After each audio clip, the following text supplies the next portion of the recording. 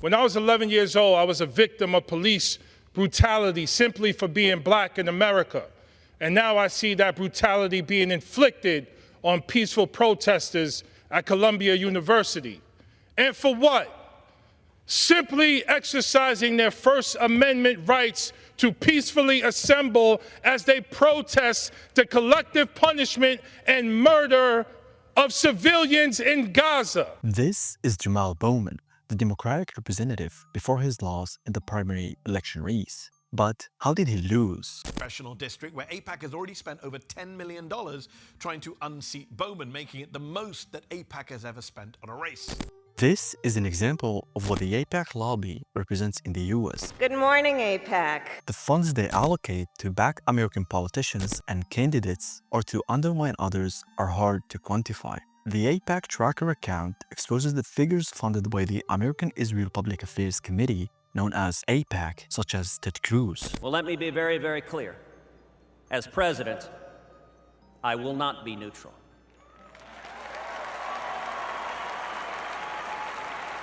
America will stand unapologetically with the nation of Israel. All of this to ensure that American policy continues to align with Israeli interests. In this video, we will talk about the history of AIPAC and its role and influence in US policy. Since 2015, corporations and interest groups have spent over $46 billion lobbying lawmakers in America across industries from healthcare, energy, insurance, and technology. And this wasn't limited to domestic lobbying groups. It also included for lobbying activities such as those of China, Ukraine, and some Gulf countries, with the most influential being the Prime Minister of Israel, the Israeli lobby. But here's the question. How can all this money be spent by lobbying groups without being considered bribery or corruption worthy of punishment?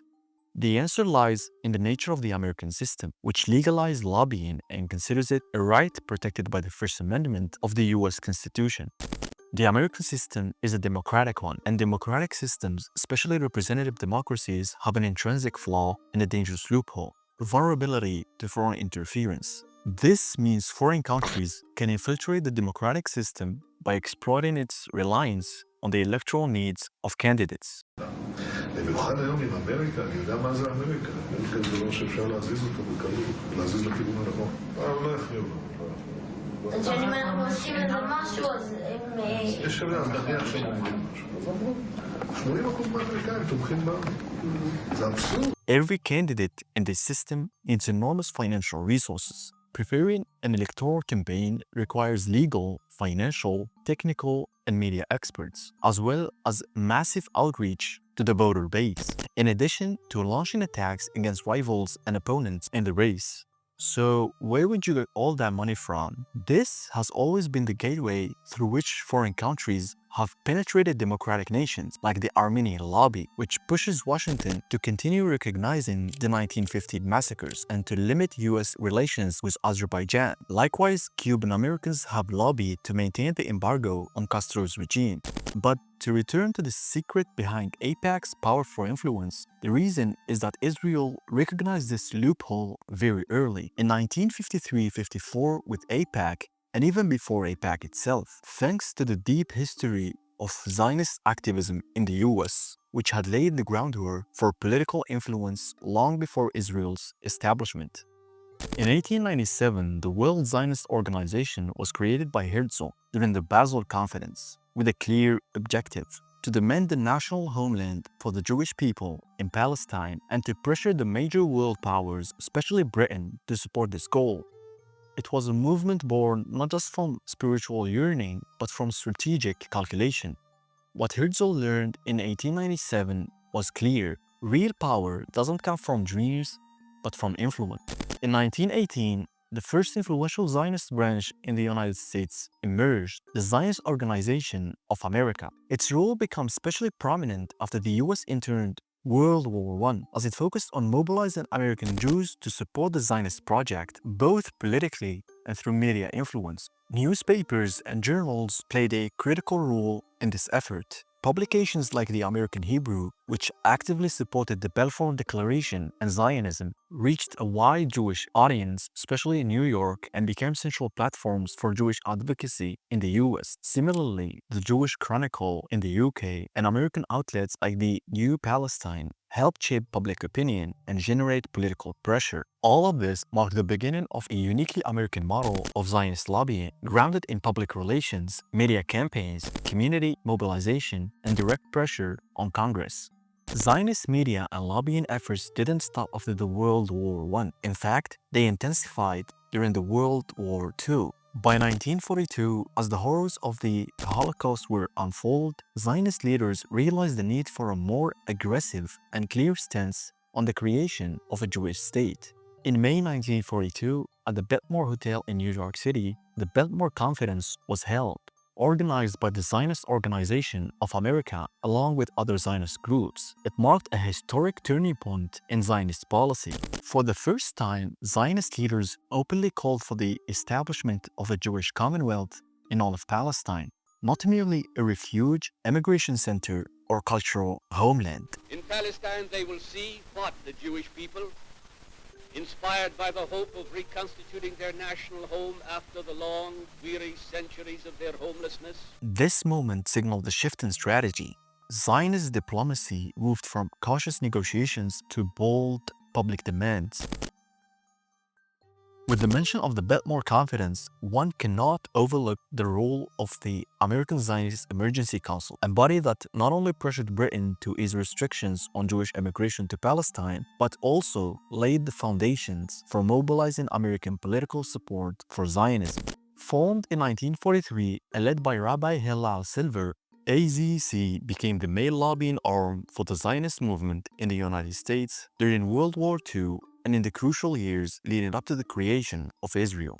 Its goals were clear and strategic. First, to pressure Britain to lift restrictions on Jewish immigration to Palestine. For context, after the 1939 White Paper, Britain severely limited Jewish immigration, a move Zionists viewed as a betrayal, especially as Jews were desperately fleeing Nazi-occupied Europe. AZC stepped in to mobilize American public opinion and push US policymakers to pressure Britain to reverse that policy.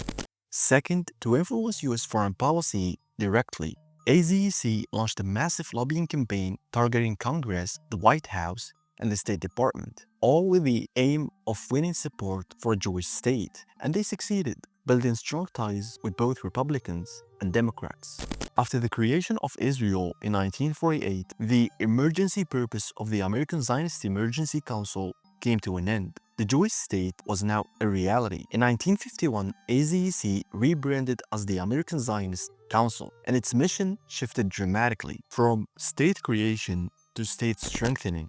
The new focus included securing military and financial aid from the US, defending Israel's image in the American media, and combating growing criticism of Israeli policies. Despite the Zionist movement's deep ties with American political figures and the United States' swift recognition of Israel, just 11 minutes after its official declaration, the Truman administration refused to provide military assistance during Israel's first war against the Arab states. This made the early years of Israel's founding among the weakest phases of the Israeli lobby in Washington. In effect, AIPAC emerged not merely as a rebrand of the AZEC, but as a more focused, powerful, and independent lobbying machine at the heart of US politics. It was born amid a series of political crises that made its existence essential to preserving US-Israeli support and ensuring the survival of the Israeli state, especially after President Eisenhower threatened to cut aid following the Jordan River Diversion Project and the Kibbutz massacre in 1953, where Israeli forces killed dozens of Palestinian civilians in retaliation. The massacre triggered international backlash, including from Eisenhower himself. That turning point didn't just create AIPAC, it forged its mission: never again would US support for Israel be uncertain. AIPAC would make sure of it. And here's how it did it, and why it's still so powerful today. For one, AIPAC was never registered as a foreign agent under the 1938 Foreign Agents Registration Act, or FARA. This law was passed to regulate the work of foreign entities in any American political activity, including lobbying, and became a landmark in lobbying history due to fears of rising Nazism at the time. But the Israeli or Zionist lobbies from which AIPAC emerged were never registered as foreign lobbying organization, despite their ties to Israel. They claimed to be defending US-Israeli relations in line with American interests, asserting that their funding came from American citizens and that they received no foreign government support. When John F. Kennedy became president in 1961, his administration began pressuring the American Zionist Council, an umbrella organization coordinating Zionist lobbying in the US, backed by the Jewish Agency for Israel. At the time, the US government was concerned that the AZEC was receiving funding from a foreign government, Israel, and acting on its behalf, especially in influencing American foreign policy. In November 1962, the Kennedy administration formally ordered the AZEC to register under FARA. This would have forced the AZEC to disclose its funding sources, reveal its contacts with US officials, and submit detailed reports on its political activities. Under pressure, the AZEC slowly faded, but the story didn't end there. Out of its shadow, something else took shape. A new group, quieter, smarter, and far more powerful. It was called AIPAC.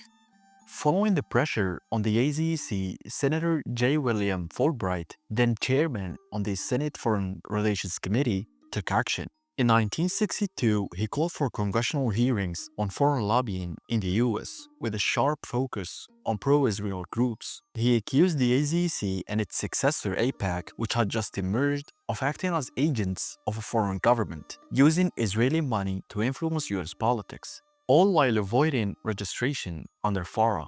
Fulbright declared, "Israel's influence in Washington is excessive and unregistered. We require full transparency from all foreign agents." But the irony, no one was prosecuted. The AZEC quietly dissolved and AIPAC rose in its place, carefully branding itself as a domestic American organization. The Zionist lobby had found a legal workaround, so instead of being stopped, it became smarter and stronger, especially after the 1967 war, when US-Israel relations deepened dramatically. During an interview on CBS's Face the Nation in 1973, Senator J. William Fulbright made a striking and highly controversial statement. Israel controls the US Senate. Around 80 senators are completely in support of Israel. They are not looking for what's in the interest of the United States. This brings us to the third pillar of AIPAC's power: presidential support. The Israeli lobby has enjoyed consistent backing from many US presidents, most notably Lyndon B. Johnson, whose tenure marked a decisive turning point. But not every president was on board. John F. Kennedy, for example, pressured the American Zionist Council to register as a foreign agent under the FARA and demanded international inspections of Israel's nuclear program, even threatening to suspend US aid if Israel refused. Before him, in 1956, President Eisenhower forced Israel to withdraw from the Sinai Peninsula after its invasion, putting American interests ahead of Israeli expansion. But it was Lyndon B. Johnson who broke with precedent, becoming the first president to supply Israel with offensive weapon systems. From that moment, unwavering US support for Israel became the norm, driven in no small part by lobbying groups like AIPAC. That support endured through Barack Obama, who signed the largest military aid package in US history. So long as there is a United States of America, Atem lo lavad. Donald Trump, who recognized Jerusalem as Israel's capital, and Joe Biden. I am a Zionist. You don't have to be a Jew to be a Zionist. AIPAC's power isn't rooted only in ideology, it's built on bipartisan reach. The group works closely with both Democrats and Republicans.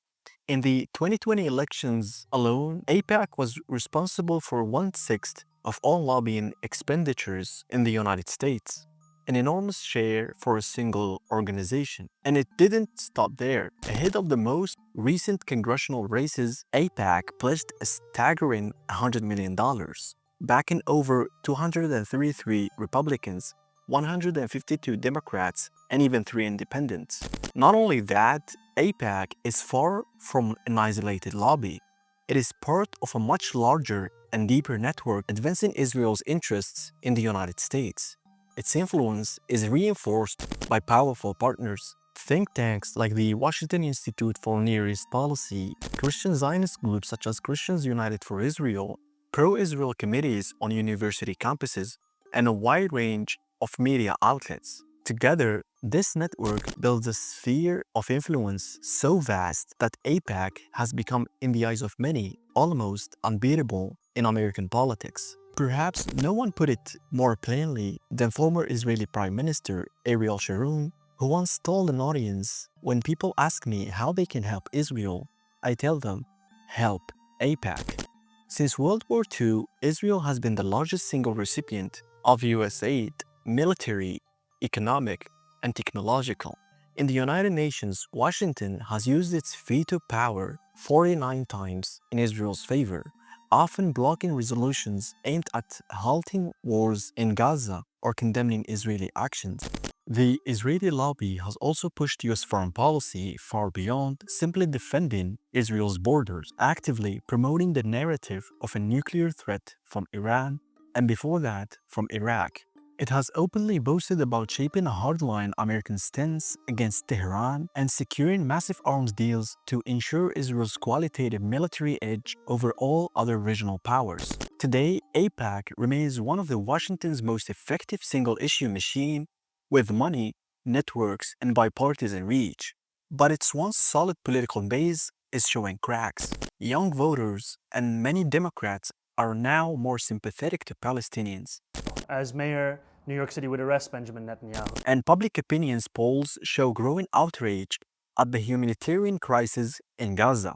The result is a push-pull. AIPAC can still defeat or weaken Democrats in key primaries, but it must now fight not only institutional targets, but also shifting public mood.